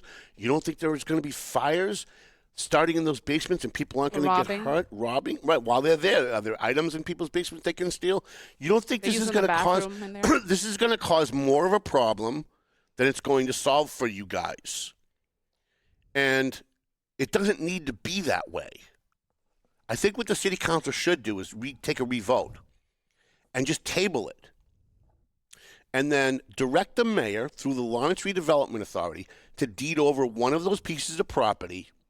But listen, if you don't want to give it to TMF, fine. Give it a Daybreak. Give it a House of Mercy. Give it to a nonprofit that can take that piece of property and that can do something with it so that there's shelter available for the people on the streets, wherever they're coming from. And then you enact the tent ordinance, and now you can actually start to solve the problem. All right. What else do we have? I'm going to skip that for this. I know I wanted to talk about Patricia Valley's thing. We're going to get to that next week when Dave Casoli's here. Real quick, the state has refused to relinquish control of the Lawrence public school system. I don't know how they can say. I read the letter that came in from the Commissioner of Education, and now they call it DESE. They always have to change the name to make it sound like it's something more important than it is. It's really not. But his name is Perez. I think his name is Perez. The Commissioner of Education for the Commonwealth of Massachusetts is refusing to turn local control over to the Lawrence people of Lawrence for the Lawrence Public Schools. And in their letter, they said because Lawrence hasn't done enough to solve the problem of underperforming schools, that they're chronically underperforming. Which is weird because they've been in charge of the Lawrence schools since 2011. It's been... So why isn't it better? That's my confusion. You're saying we're not going to turn the schools over to the city of Lawrence because Lawrence hasn't done anything about chronically underperforming academic performance by Lawrence students in Lawrence schools, but they've been in charge since 2011. Now, with 2025, what is that? I get 14. My Lawrence... How many years? It's 14 years on my Lawrence high fingers, right? That's 14 years that the state has been in control of the Lawrence schools. And the Lawrence schools are worse now than they were when Lawrence ran it under Willie Lantigua. Think about that for a minute. Think about the fact that Willie Lantigua ran the Lawrence schools better than the state. And, by the way, the Lawrence schools, even with the state doing a terrible job, is still doing a better job than Methuen is doing. Boy, did I pick the right business to be in. Right? Because just those two, I cover 20 communities. We only talk about Lawrence and Methuen because there's just so much shenanigans going on. There's so much foolishness. There's so much deception. There's so many lies going on. So I'm expecting Jonathan Guzman to go scorched earth, chairman of the school committee, vice chairman of the school committee in Lawrence. I expect him to go scorched earth. I expect him to pull every political. He's actually got more political pull in Boston than Brian DePena does. No question. Like, that guy makes 3 phone calls, and he can do in 3 phone calls what would take Brian DePena a month to get done with the state. With the schools, though. With the schools, right. Mm-hmm. So I expect Jonathan Guzman to turn that around. I think he fully understands that the state is the reason why the schools are not better. They've been in charge since 2011. 13 years, you said? 14 years? 14. 14 years. You can't blame Lawrence for that. You've got kids graduating. In Methuen, you've got kids... In Methuen, 27% of the kids in Methuen schools read at grade level. That means 73% of the kids in Methuen cannot read at grade level, which is why they want to talk about Anglo-Saxon book banning and all that, because that's to distract you from the fact that they're just not educating your kids. In Lawrence, it's far better than that. And they've been taken over by the state. So it actually kind of begs another question then, right? How come Methuen hasn't been taken over by the state? If Methuen numbers are worse than Lawrence's numbers, and why isn't Methuen considered chronically underperforming? All eyes on Lawrence. That's why. Right. Everyone picks on Lawrence. Well, I think we all know the reason. I'm saying it without saying it, right? It's not that Lawrence kids are dumb because they're Latino, because Latino kids are just as smart as white kids. No, I know, but it's because it's discrimination towards the city. 100%. Discrimination from the state to Lawrence. 100%. The low expectations, the bigotry of George Bush. The Democrats. 100%. 100%. It is the bigotry of low expectations that because they're Latinos, the Democrats feel like because they're Latinos, they're not capable of doing what white kids do. But Lawrence gets more money than Methuen, and Lawrence gets more money than North Andover. But both of those, well, Andover and North Andover, Methuen is doing horrible because look at their leadership, right? Crybaby Kelsey Shabilia we'll get to next week. We did Methuen Public. Listen, they created this. I think it's called Methuen Politics. They did like their. But he's also writing. He has like a website now. Yeah, they're doing like a website. But does anybody remember Methuen Uncensored? They tried this like 4 years ago. It wasn't him. It was Jim he's McCarty. He's just doing that to compete with you. That's why he's jealous of you. They're exactly right. He's jealous of you. This is why you got to stay as my intern. You can't ever leave. I was thinking about it. If I move far away, yeah. No, you can't. You can't move, and you got to stay. You've been the best intern that I've ever had. Thank you. And this is why you've got to stay low. It's 100% true. Listen, they hate the fact that I can have an impact they can't have. They desperately want to be taken serious, but you can't take these people serious because they're idiots. And if they were a little smarter and they actually cared more about other people than themselves, then you wouldn't have Dan Shabilia and his psycho wife at Public Participation talking about book banning and promoting anal sex in the classroom and masturbation in the classroom with 13-year-old girls and calling black people the N-word in the classroom and advocating for that. The worst N-word. Right. With right. the R, the RS at the end. With the hard R at the end, right? But why are they doing that? They're doing that because they're responsible for the fact that 73% of the kids in Methuen. Wow. I know, right? Thank you very much. Tip your waitress. 73% of the kids in Methuen can't read grade level. By the way, the math numbers are worse. And the literacy numbers, as far as writing, are even worse. That less than 1% of the kids in the Methuen schools can write in cursive. They can't even write in cursive. So how are they going to write a check? How are these kids going to write a check when they graduate and they have to pay their rent? Is everything going to be Venmo now? Is that we're dumbing down everything to the point where people pay online, like some kind of program? But anyways, my son who goes to Methuen schools has high honors. Does he? Is it AJ? Is that AJ? Yeah, AJ. He's in honors math too. So happy. Congrats, baby. Good for him. Yeah. And you know what part of that is? He's got a mom who actually cares. Yeah. And what school did you say he's in? CGS, number 1. Well, that's one of the best schools, right? In Methuen, right? So isn't it interesting that they can have a school like CGS and they do very well, and then you go to the Tenny and they don't do very well? And what's the difference? What is the difference? I think the demographics of like the streets that go to the Tenny school in comparison to the But I thought CGS. the level of Latinos at all the schools were pretty much at the same level. I think so, yes. But I think like 60 it's to 70%. It's demographics for sure. Because the Tenny school they're has poorer? Yes, and they like multi-family homes. Okay. CGS has more single-family homes, that sort of thing. But we're pumping more and more money, more and more millions of dollars into the Methuen schools every single year. And every single year when the city says we can't spend more money, the teachers gin the kids up and put them at public participation at the city council meeting. My teacher, Mr. Bates, is losing. He's been the best teacher ever, and he impacted my life. And they emotionally manipulate kids to emotionally manipulate people at home to emotionally manipulate the city council to give them more money. And while they're preaching DEI, diversity, equity, and inclusion, 90-something% of the teachers in Methuen are white women. You know what they do that for, right? It's money. Of course. to get money, to do programs, to make money. Like I mean, I worked at schools before, especially where I worked before. They had a huge DEI. They had a program where they had like a Latinx group, and everyone gets together and talks about their feelings and all these things. And it's like, we don't get any money from that. Right. That should be going to us. And by the way, none of that has anything. That's just money for the schools. And you know who runs those programs? People that are already part of the school. Right. So they don't hire an additional person for it. They already have the principals part of it, is the committee member. They're all getting stipends. Exactly. Right. It's a money laundering operation. I've been saying that since I sat on the school committee in 1996.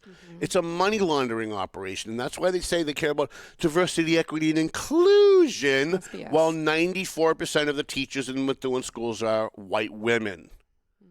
So they're looking for a new superintendent. They're looking for more teachers. Are they reaching out to the Latino community? No, they're not. No.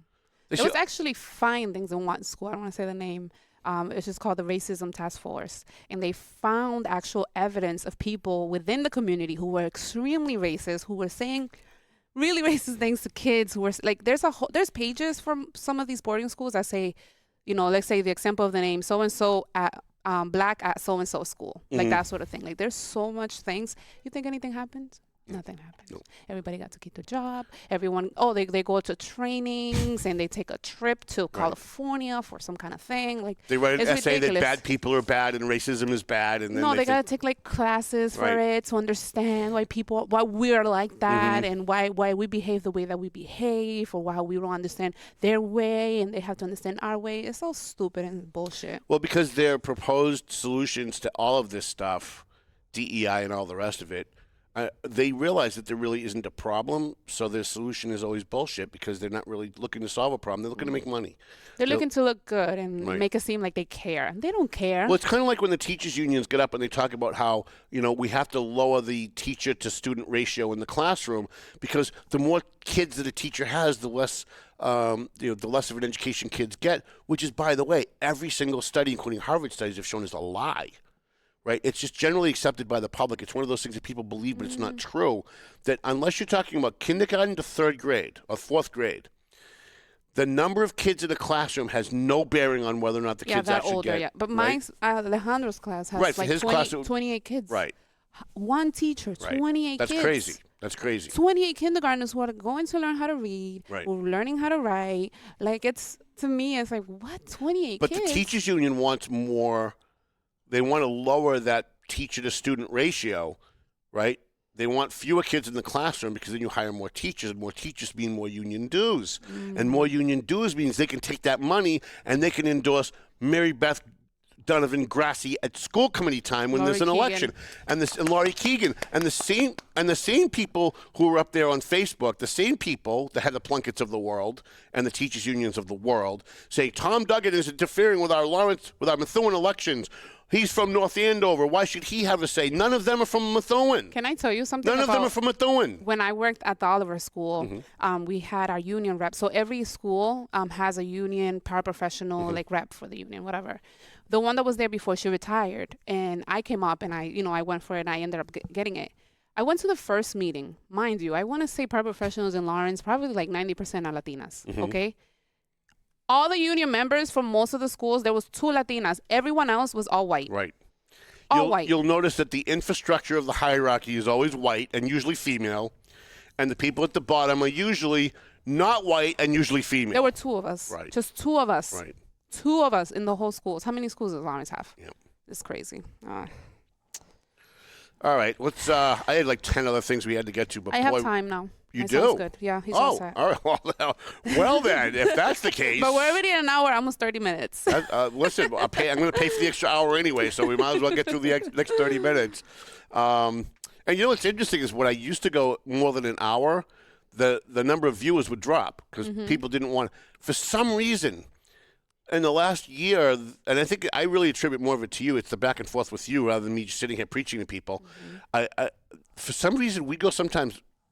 We had one show about a month ago where we went 2 hours and 15 minutes, and it was our highest rated show, and I couldn't figure out why. You know what else too? I feel like the last place, and not to say anything bad, but you were limited to 45 minutes, and I think that also has a lot to do Right, with how you I was rushing express through yourself. content. Yeah. Right, There was things that you missed because Right. you were rushing. You're So. probably right. You're probably right about that. And by the way, still love all of those guys. I love Dave Garofalo and Christy and No, everybody it's over there. good. That's you have to have. They were you great, know, but you gotta have rules. we've got more leeway here, which is good.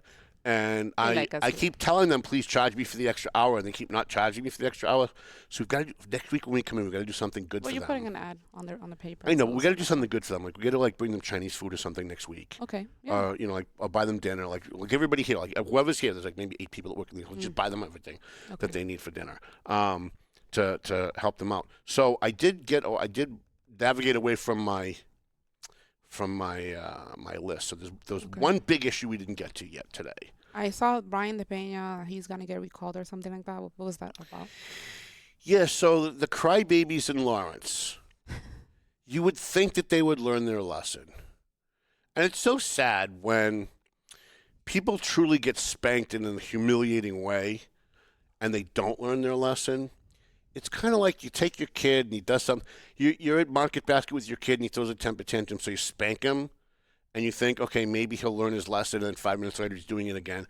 You kind of look at him like, are you retarded? Like, what is your problem that you're not getting this? 2 words. Sore losers. Wow, that's part of it. Well, the other part is called cognitive dissonance. And cognitive dissonance is when you really convince yourself that things are one way, and then reality smacks you in the head and shows you that it's something else. And your head tries to bridge the gap. Your head tries to justify why you thought it was here, but it was really here, and you start making excuses for it. Kind of like the Democrats called Donald Trump Hitler for 10 years, and they charged him with 34 felonies, and they did all these things, and they predicted there's no way this guy will ever become president no matter what we do. In fact, we're so confident we're going to take someone who's mentally deranged and make them our nominee, who says literally things out loud like, remember that today is tomorrow's future of yesterday's past, unencumbered by what can be. Which one? Kamala Yeah. or Biden too? I know. Don't Listen, leave Biden- he was Auto pen? He was smarter than she was. But they were so arrogant that they really believed that no matter who they put up there, even someone like Kamala Harris, who's literally got the most empty head in the world, there are Methuen school board members smarter than Kamala Harris. She's a pick-me girl. That's what it is. Oh, my God. And then when she lost, it became, well, it's sexism, it's racism. This is what cognitive dissonance is. Cognitive dissonance is you've convinced yourself that it's this way, and that's not the reality. Then reality at some point smacks you in the face, and you go, well, but I couldn't have been wrong, so it must be something else. You look for some external thing, and your brain can't handle the difference between what you thought it was and what was real. And so the people who ran around Lawrence with Brian DePena, it's the same dynamic. They predicted Debo Brown and Julison Nunez and Sarah Perez were on Facebook 2 weeks before the election, celebrating that Brian was done. Maji was doing the same. She was even singing at the And election. she's crying louder than anybody on Facebook right now. Guzman, Dan Dan all of them. Guzman. He's all, this time we've really got him. Yeah. This time, get your popcorn, little Debo Brown, Donnie Frazier, who's up on wife-beating charges in Salem, New Hampshire. Every day. Every single day. This time we've really got him. I have some information, but I can't say it because I have to make sure that I can say it. I'm Yeah, like, and then he would Photoshop documents and post them on Facebook and say, see, there's no way he can win now. My favorite one was, we're going to have the Secretary of State oversee the election. This time Brian can't cheat. well, the council met one day before they needed to pass it. Right. And they thought like, this time they're really gonna lose. Listen, and they took away mail. They believed that Brian, or they didn't believe it, but they wanted you to believe that Brian was stealing elections. He was stealing votes with mail-in ballots. When we all know that the only person convicted of that was someone that hated Brian. It was the people against that Brian was part of the 5. that were committing voter fraud, which, by the way, we're doing a documentary on, thanks to Lenny Mira. So they were running around trying to get other people to believe, and I think after a while, they believe it themselves, right? You tell a lie so often that other people start to believe it, but you also start to believe it even though you kind of really know it's not true. And it was, the Secretary of State's going to oversee it so he can't steal the election. And we canceled mail-in ballots. There's no way we know he's stealing mail-in ballots because everyone loves us so much that they would be voting for us if it was a fair election. And then they cancel mail-in ballots, and the Secretary of State comes in, and they oversee everything. And the Secretary of State says at the end of the election, there was no fraud going on. We found nothing. You had plainclothes state troopers at the Frost School. You had plainclothes state troopers at the Arlington School, the South Lawrence East School. Everywhere where people were voting, you had plainclothes state troopers and state officials hanging around and watching. And you didn't sometimes know who they were. Some of them were easily identifiable. They're walking around with clipboards and overseeing things. Some of them were like an actual like police officers, like state troopers. Yeah. But then there were others that were very undercover, sitting outside, watching to see how close people got, watching to see if candidates went into the ballot boxes with people, and they found no fraud. We heard from Jalissa Nunez and Debo and Altagracia that there was videos of Brian offering people bribes. Remember that? Mm-hmm. That was AI too. That was faked too. That was faked. And they said every day, John Regal went on live and he said that they were stealing from him too. And maybe they were. Maybe they were in his case. I don't know. Cause he came at the same percentage at the finals. Yeah, he did. You're right. You're right. I was trying to give him the benefit of the doubt. I like the guy. I want to see the guy do well in the future. So these people ran around and they cried and they cried and they cried and they cried. And they really believed at the end that Brian had no shot. Mm-hmm. And now he's won. And now they can't handle it. Because they really thought that, in fact, Jalissa and Debo were telling people during the election that Brian losing was going to be step one. Step two was going to be Manny was going to get in and they were going to do an audit and they were going to find all the money Brian was stealing. Yeah. And Brian was going to go to jail. Yeah. And they were really hinging on that. In fact, they had already counted their votes in their head. They had already convinced themselves and other people that this was just going to happen. There was no way it couldn't happen. Mm-hmm. And they were already ready for it to happen. They already had their headlines written. They already were ready to go. They're going to drag him off in handcuffs any minute now. And then it didn't. Now none of it's going to happen. And now they look like idiots. Now they have egg on their face. So what are they doing? They're going to try and nullify the election. They're election deniers. They're going to try and nullify the election. The same people who are on Facebook, Altagracia Machi, the same people on Facebook who are saying Donald Trump is an election denier. He's anti-democratic. It's a threat to democracy. They're doing the exact same thing at the local level. Let's get to Patricia Valley real quick. So I told you guys before the election that there was some shenanigans going on in the Methuen West End City Council election. You're getting those ready, right? They're ready. Okay. So here's what happened. So Patricia Valley is a candidate she's city councilor on the West End of Methuen. She's one of two. Allie Safi was the other, but Allie resigned. She had some family issues, and she resigned. By the way, I love Allie. Nobody in my audience knows who Allie is because she's not corrupt, so I've never had to talk about her, right? But I want you guys to know she was a good counselor, and I liked her a lot, and I know her family very well. So she resigned. The only counselor was Patricia Valley. Patricia was running for re-election against Dan Shabilia, who's the groomer on the school committee that wants anal sex to be read to children in the classroom and wants the N-word to be read out loud by white teachers to white kids. And wants to be your competition. And wants to be my competition. Wants to be the next Tim Wood. Wants to be the next Methuen Uncensored.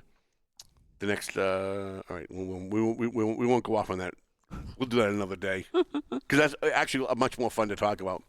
So Patricia had a campaign volunteer that was knocking on doors and trying to make sure that people in certain neighborhoods that she thought would vote for her would have access to mail-in ballots or absentee ballots if they weren't going to be around. And if you knock on someone's door and they say, you know what, I'd really like to get a mail-in ballot, but I can't read. Or maybe I can't read in English. Okay.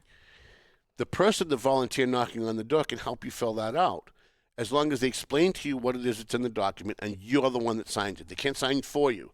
You can't have your husband sign for you. You can't have your kid or your sister-in-law. You have to sign it. Or auto pen? No, auto pens don't work.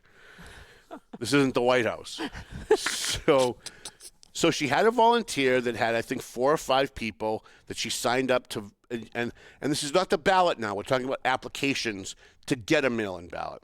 where she said to the person, okay, on this line, they want to know what your date of birth is, and the person would tell them, and they wrote it in. And then the next line would be like, are you Democrat or Republican, or is this a nonpartisan? And they'd fill that in. Whatever the information was that they require of you, I don't think they ask for your Social Security number, but they might ask for the last 4 digits, because I haven't seen the form in a long time. So it's changed over the years. Now, under the law, that's not illegal. It's ballot harvesting, but it's not illegal in Massachusetts. Willie Lantigua used to do it all the time. He'd show up at people's homes.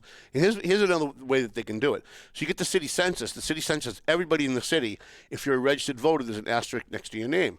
So people would go to people's homes and say, well, I see that Carlotta Castillo is registered to vote, but there's 4 other people at this address who are not registered to vote. I've got a mail-in ballot application, and I've got a voter registration application. Would you like to sign up to vote and have them mail you a ballot? Would you like to vote too? And they say yes. You help them fill it out if you have to. They sign the application, and then you bring it into City Hall. Mike Simard, who desperately wanted Dan Shabilia to win, and now we know this because we actually have the documents, pretended that that was not what was the case, pretended that he was catching Patricia Valley committing voter fraud, and that was the allegation, that she was committing voter fraud because she's a Latino woman, and they don't want a Latino woman. She's going to brown up Methuen. She's going to, that's exactly right. Thank you for reminding us all of that, because those are the exact words that we use too. Going to brown up Methuen, going to turn West Methuen into Lawrence. I'm so glad I didn't listen to him though. It gives me some kind, like, I'm happy that didn't happen. That they didn't believe that, or they didn't follow that. Right. You know what I'm saying? Like, that would be racism. Right. So. Well, I think if Mike Simard was able to be more overt about it and more open about it, it probably would have worked. Because there are racists, right? There are people who hate Latinos, right? And so if you could tap into that small population of Methuen, then you probably could sway an election, right? So Mike Simard sent emails to the Secretary of State's office claiming that Patricia Valley committed voter fraud because her volunteer signed, or didn't sign, but filled out a few of these applications, and it's all the same writing. Yeah. Even though the signatures are all different at the bottom of each page, because that's what they were doing. They were reading out loud the question and then answering the question for them and then handing them the document, and that person was signing, which is all legal. But one of the things that is not legal, and it's not a criminal offense, but it's one of those civil paperwork things, is that if you work for a campaign, you've got to disclose when you turn in that application that someone from the Patricia Valley campaign assisted the voter in filling this out. That way later on, if the person comes out and says, I didn't sign that, that's not my signature, they know exactly who to go to for if fraud was committed, which didn't happen in this case. But Mike Simard pretended that it did. Can you pull up the first one? Yep. Because I want to show you the date on this. So I want you to notice something about this. So this is the letter from the Secretary of State back to Mike Simard after he sent his initial thing, and we'll get to that in a second. So this is from Michelle Tassinari from the Secretary of State's office to Mike Simard and Ann Druin, who actually works for the city. She's, I think, the election coordinator for the city. I don't know her official title. She's actually a really nice lady. Okay. And I want you to notice the date of this. November 3rd. Well, election day. November 4th. Yep.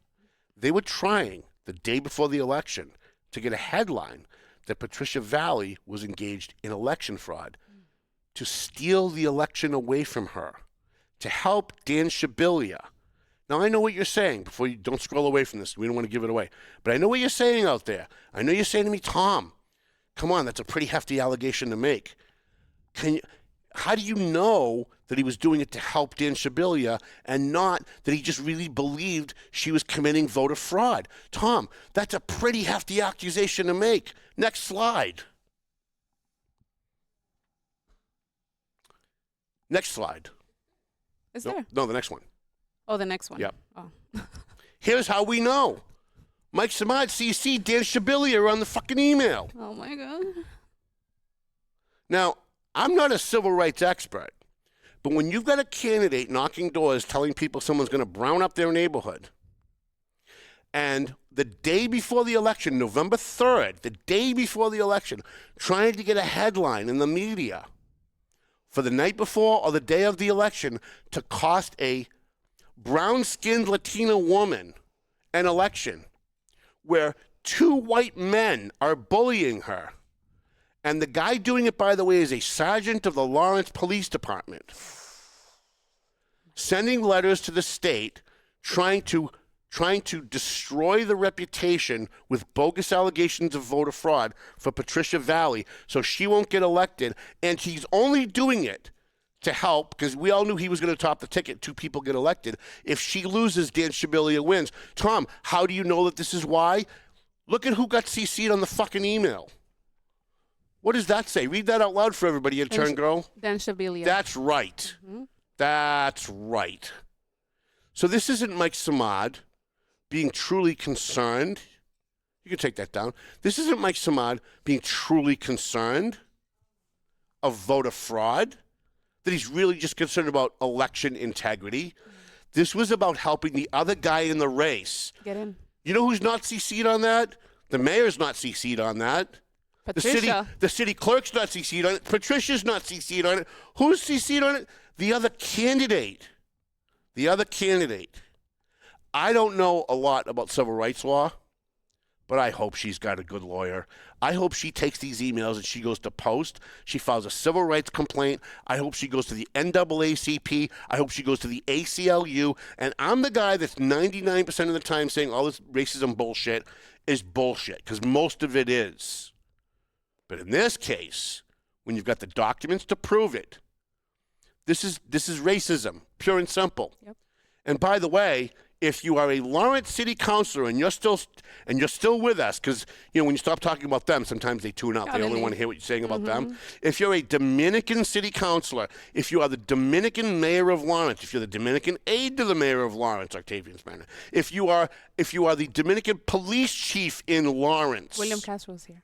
Thank you, William, for tuning in. If you're the Dominican Police Chief in Lawrence, you've got a sergeant on your department behaving like this. This is a guy that's patrolling, a white guy, a white male of privilege who lives in a $1 million neighborhood in Methuen, telling people, showing them pictures on his phone as he's knocking doors, pictures of Patricia Valley with the Dominican mayor of Lawrence, accusing her of turning Methuen into Lawrence. And we all know what that means. For all of you that I just named, the mayor, the police chief, the city council, all of you are Dominican. You got a white guy who's a police sergeant doing this, and he's patrolling the Dominican neighborhoods of your city? And you're allowing that? You have nothing to say about that? Wow. Wow. If Dan Shabilia wasn't trying to perv up children on the front page, wasn't trying to perv up children in the Methuen schools, and all of the perv brigade in the Methuen schools weren't trying to have passages about anal sex and masturbation being read in the classroom, that would be the front page story this month. But as crazy as that is, we actually have another story that's even worse than that, and that's what's going on in the schools. So the schools end up on the front page, but this really should have been. And it might be for December, depending on what happens. I don't know if Patricia's watching. I know we talk. I talk to her as much as I can because I love her so much. And her husband, Dave, is just such a great guy. I can't believe that her and Kristen Maxwell have such great husbands. Because if they didn't, I'd try to steal both of them away. but I hope she's watching. And I hope she takes my advice. People in Lawrence don't take it. Methuen, sometimes they do. Get yourself a really good civil rights lawyer. File a complaint with Post. Take all the stuff that you know, and I understand, can't say for sure, but I understand that she has talked to some of the neighbors who told her about him showing the phone with the picture of Brian DePena, and I believe she's got the names and addresses of those people. You need to be filing a civil rights complaint. And you don't file it against the city of Methuen. You file it against the Lawrence Police Department, because this guy's a police officer. And he's campaigning, I'm a police officer. He's using, his ply and trade is, I'm the guy that's going to keep you safe from all this stuff while he's the one doing it. So, all right, we're at 4 o'clock. We started shortly after 2, so we got a 2-hour show today. But I got to tell you, we just covered 4 huge issues on this podcast today in a 2-hour period. This goes back to like my CCM days when I was on Daily. When it was also called Paying Attention back then, back in 1999, I think I started, 2099. You've got a lot of shenanigans going on, and these are all people who are government officials, and so you guys need to know about it. And listen, one of the most fun parts of my job is that I get to do this every day. I love my job. One of the most frustrating parts of my job, however, is that after I blow this stuff all out, people shake their head and go, gee, that's terrible. And then nothing happens. Like, nobody gets held accountable. And I wish that... I know. What about the findings from Diana on the whole... on the shelters, yeah, not even right, the shelters. Right, the shelters, all the missing money and the theft of money. Nobody ever goes to jail for this stuff. But I think things are starting to change. I'm starting to see there's a sea change. I'm starting to see that there's a. I think people are sick of the bullshit. I think the average person is paying more attention now. I think you can credit Trump a little bit for that, because I think he's opened a lot of people's eyes. Just by existing, all the things that they've done to him. And I think there's a lot of people out there on the local level that are also starting to wake up and say, why is it that they're allowed to, why is it that a teacher can talk about masturbation in a classroom with a 13-year-old kid, but if the kid goes out in the hallway and says the exact same thing, he gets suspended from school? Why is that? Why is it that a parent isn't notified when they're talking about anal sex in her 13-year-old daughter's classroom? I'm talking about black kids, a white kid talking about black kids. Right, a white teacher reading the N-word out loud with Latino and black kids in the classroom. Like, why is that? Why is a police sergeant in Lawrence free to knock on people's doors and say they're going to turn West Methuen into Lawrence and show them a picture of two Dominicans, and that's okay? Why is that? And I think there's a lot of people now who before would just kind of go, gee, that's terrible, and look the other way. And a lot of people will still do that. But I think that there are others now who are making phone calls to their city councilors and the mayor's offices. And they're calling their state reps. And they're emailing people and saying, I don't really usually get involved in this stuff, but why is that? Like, why are you doing nothing about it? Why is nobody being held accountable for this stuff?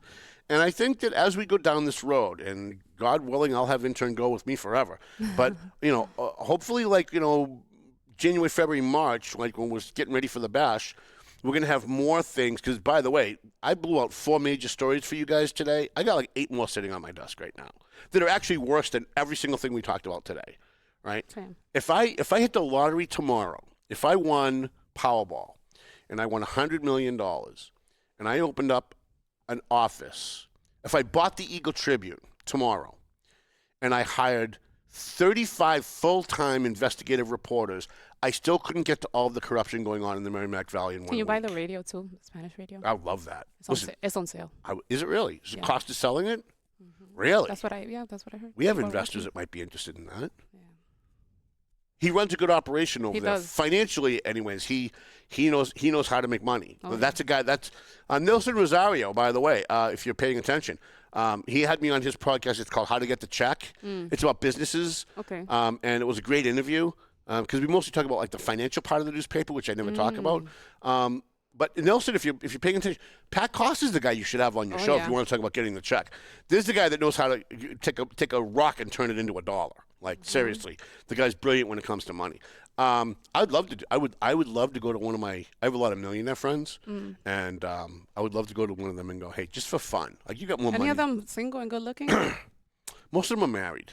When you have that kind of money, women don't leave you. Really? Yeah, no. When I was driving a cab, my girlfriend left me. I was like, if I was a millionaire, there's no way she would have left. I'm 100% sure about that. Makes sense. But should have made more money. But my friend Joel, who lives in, I go shooting with him up in Hudson, New Hampshire. He lives in Wyndham, right near our summer home. He's got so much. That guy has so much money that if he wanted to, he could fund the entire budget for the city of Lawrence. Wow. Yeah. And he's married? He's married. Damn. And he's been Damn it. And he's been married for 21 years. He's been married, right?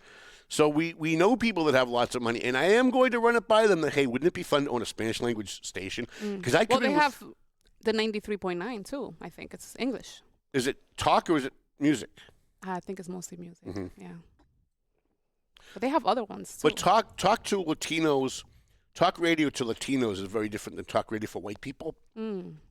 Because when I was listening to Luis Robles was doing interviews during the election, he was always on these shows where they would interview him for 15 minutes and then play 10 minutes of music. and then come back and interview them a little bit more. So their format's a little different. But listen, I would love that. If I got one of my rich friends wants to buy it and put me in charge, make me the general manager, the two of us would do a show. Yay. You could translate everything I say into Spanish, and you think that I'm having an impact in Methuen. You wait to see the impact we'd have. I feel like there's more Latino businesses, anyways. Yeah. Right in this area. And plus, Latinos love me. They do. I mean, for all the white liberals, they call me a racist because they're too stupid to actually talk to actual Latinos to find out. Most Latinos in Lawrence love me. Even I have friends who love Brian and hate Brian. I have friends that supported Manny and supported Brian. I have friends that worked on Giovanni's campaign and worked on Anna Levy's campaign. I cross all those barriers. My new coworkers think you're very powerful. Really? Yeah. And this is on promote your show. And then we're yeah, so I'm now on El Desorden de la Mañana, Monday through Friday from 7 a.m. to 11 a.m. You gotta say it slowly because it was really sexy. Ahora estoy en el desorden de la mañana. And what does it mean? It's like the messiness of the morning or something like that. Oh, okay. That sounds better in Spanish. Yeah. From 7 a.m. to 11 a.m. And who are your hosts that like me? We want to give them a free plug if they like me. Via Power 102.9 FM. Okay. His name is DJ Champion. Okay. And I also work with Charlie, the Perfect Man. And Is that the guy that ran against? Oh, Machuca's no, the guy that ran Eric against Machuca, Stephanie. Yeah. Mm-hmm. He's a great guy. He's really like well put together. I feel bad that he ran against Stephanie. He has an organized life. Like he's a family man, and he has. I thought that he was like a joke or something, but he's really like he has his shit together. Well, so. it's sad that he ran against Stephanie. But Christ could have descended into South Lawrence and run against Stephanie. He got some votes. Lost. And he went through the process and he finished it. Well, that's it. He ran. He didn't drop out. And I think if he comes back and he runs for something else. But the thing is, you can't run against somebody that's really well loved. Well, she also got a lot of good endorsements. Well, that has a lot to do with it. Pavel and all these people. I mean, Francisco. That helps. That helps if you're Franklin Miguel and nobody knows who you are. But if you're someone that knocks on people's doors when it's not an election time, it helps. And Abdul. Yeah, that helps. All right, let's thank our sponsors. Long show today, but boy, you guys got your money's worth, that's for sure. All of our sponsors certainly got their money's worth. Oh, yeah. Let's roll up, Mel. Century 21 McLennan Real Estate, Marston and Son Construction, EIS Investigation and Gun Training. If you want to get your gun license, go to EIS Investigation. On the Go Notary, Tomo and Shaken Seafood, Clear Path for Veterans New England, who I did talk about on my appearance on Nelson Rosario's How to Get the Check. You can find him on YouTube, by the way. You should do that. He's got a really good show. He's going to help us with the bash this year, he said, too. That's going to be really helpful. That's going to be really helpful. I don't think he realizes how helpful that's going to be. Pleasant Valley Landscaping Contractors. AFC Urgent Care. I'm going to hang out with Zaka tonight. Prime Insurance, the Doug Mercurio Law Office. Who did we leave out? Prime, Notary on the Go. Notary on the Go. There Prime Mortgage. No, what is it? Prime Insurance, the Doug Mercurio Law Office. The mortgage company. Total Mortgage. You're not an official sponsor. We pulled them for the week, but they'll be back next week. A free shout out to JG's Ice Cream and my buddy Paul Lambert at Lambert and Randone, as well as Stadium Chiropractic right behind Taco Bell. Melvin Taylor's playing tonight. Look it up. He's in Lowell tonight. Don't go to Taco Bell before you go there, though, right? Right. But Melvin Taylor says you got to go home, so go home already. Thank you, intern girl. I love you. I love you, too.